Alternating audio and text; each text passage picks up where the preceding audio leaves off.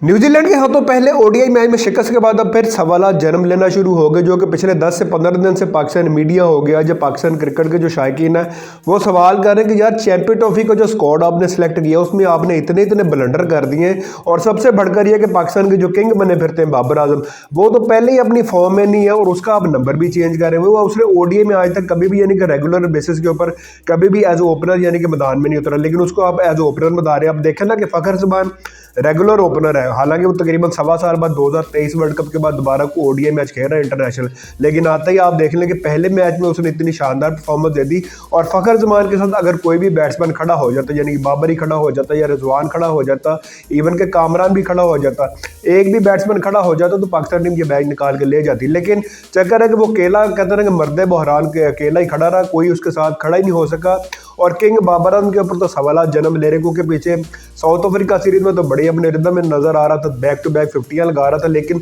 जैसे ही अपने घर में वापस आया, हमने वेस्ट इंडीज सीरीज में भी देखा, फिर उसके बाद आज कल का जो मैच हुआ न्यूजीलैंड के खिलाफ उसमें भी यानी कि फ्लॉप शो अपना बाबर आजम का रहा। तो मेरा ख्याल अभी भी रहम कर लें, अभी भी 2 से 3 दिन पड़े हैं।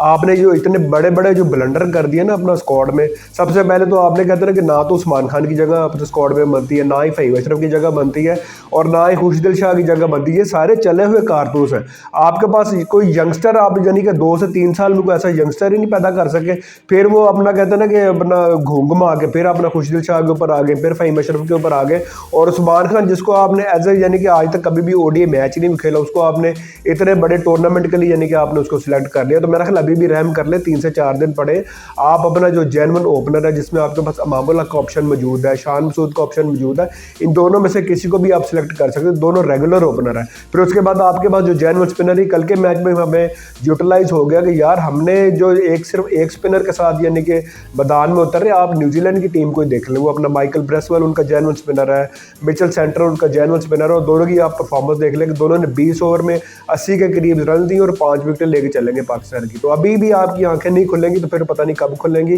अभी भी आपके पास मौका है, आपके पास इरफान मिन्हाज का ऑप्शन मौजूद है, फैसल अकरम का ऑप्शन आपके पास मौजूद है, सुफियान मुकीम का आपके पास ऑप्शन मौजूद है। चक्कर है कि आपकी आंखें पता नहीं जब पानी सर के ऊपर से गुजर जाता फिर आपको नजर आता। हमने यही मामला देखा था कि जब बांग्लादेश की सीरीज पाकिस्तान को वाइट वॉश करके चली गई थी,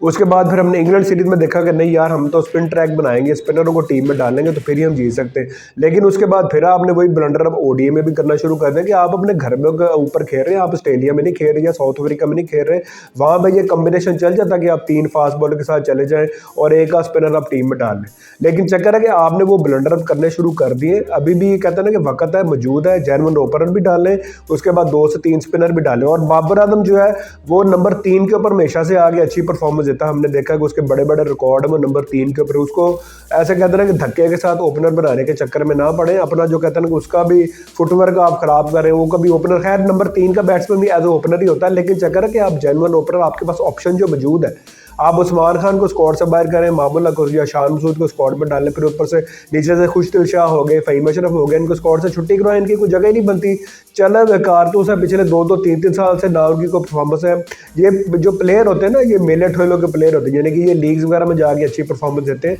जब भी इनको अपना पाकिस्तान के कहते हैं कि मेन स्क्वाड में डालो, उनसे इसी तरह की परफॉर्मेंस होती है। और कल हमने वही देखा कि एक तो खैर चक्कर के कल अपना मोहम्मद रिजवान की जो कप्तानी मुझे उसकी समझ नहीं भी, आपका जो स्पिनर है बरार है वो परफॉर्मेंस दे रहा है, तो आप सलमान अली अगर जो रेगुलर बॉलिंग करता है टेस्ट में भी ओडीआई में, उससे आपने बॉलिंग ही नहीं करवाई, वो तो एंड के ऊपर जाके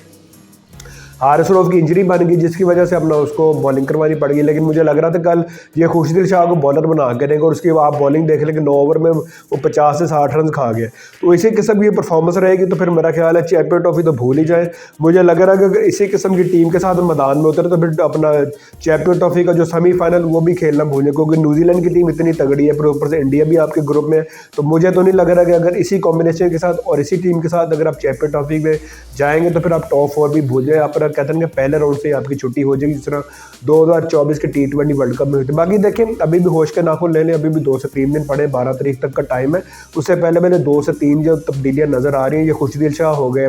फ़हीम अशरफ हो गए, उस्मान खान हो गए, इनकी स्क्वाड से छुट्टी करें और आपके पास जो इरफात बिन हास पड़ा है, फिर उसके बाद इमामुल हक पड़ा है, उसके बाद सुफियान मुकीम पड़ा है, इनको स्क्वाड में शामिल करें। बाकी देखते हैं इनकी आंखें अभी खुलती हैं या नहीं खुलती, या फिर ये कहते हैं ना कि ख्वाबो खरगोश के मज़े लेते रहते हैं और पाकिस्तान टीम का सत्यानाश करते रहते हैं। बाकी अभी तक के लेता है अपना बहुत ख्याल रखें, दुआ में याद रखें, अगली वीडियो में आपसे दोबारा मिलते हैं।